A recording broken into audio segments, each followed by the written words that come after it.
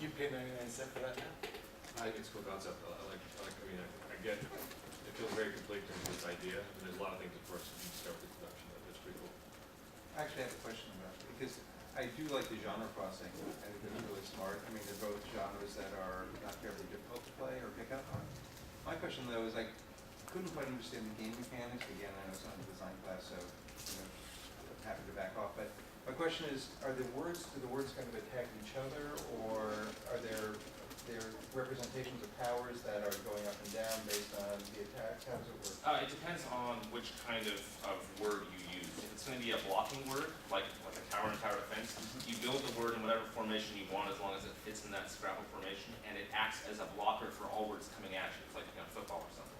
They send their words and they march up the screen, and you're sending your words to march down the screen, and they can either hit each other in the middle on the field of battle and do damage to each other based on the Scrabble letter values and the effects they have, or they can miss each other and go straight for the heart, the enemy's heart, and that's where the blocking pieces come into play. That you place the rear of the battlefield.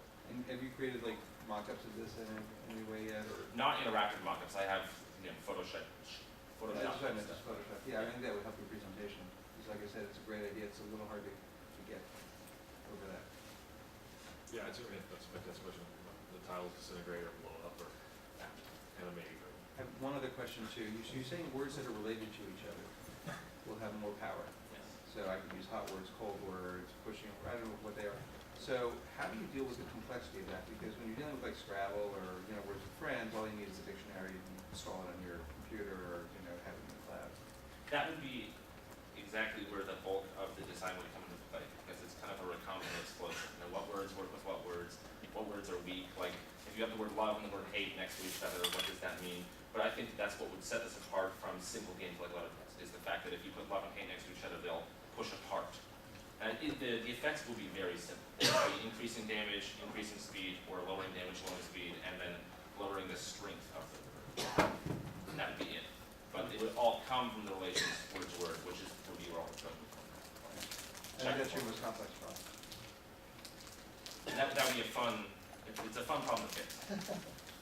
My biggest challenge has never been about the concept. It's the fact that I think you underestimate the joy of engineering teams coming together, and when you find your prototype in terms of looking at the words and things like that, and your art, the first time you play it, you're going to say, prototyping is one thing in paper, but when you look at it interactively, when you look at the competitive landscape, there's no shortage of games that are very animated today and very involving, that you're going to want.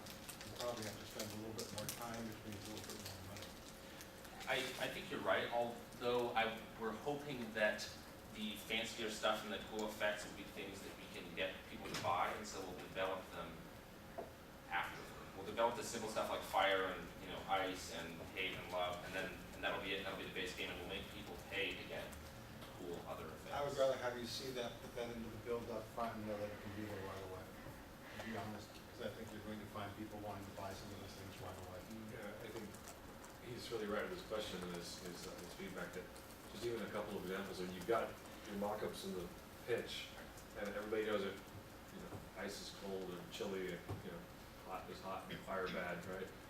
But how do those two things resolve? I mean, they bump each other, create steam, and kind of have a net zero cancel out effect. I mean, if you can turn it into some example of some play resolution, interaction resolution, mechanic type of thing, I think that will go a long way towards people filling in some of the gaps that your imagination wonders at. Attaching visuals. Yeah, You got them up there, and they're not.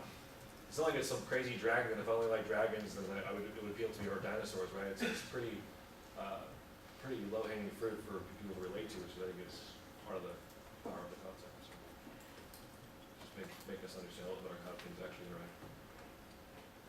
I like that it's lean.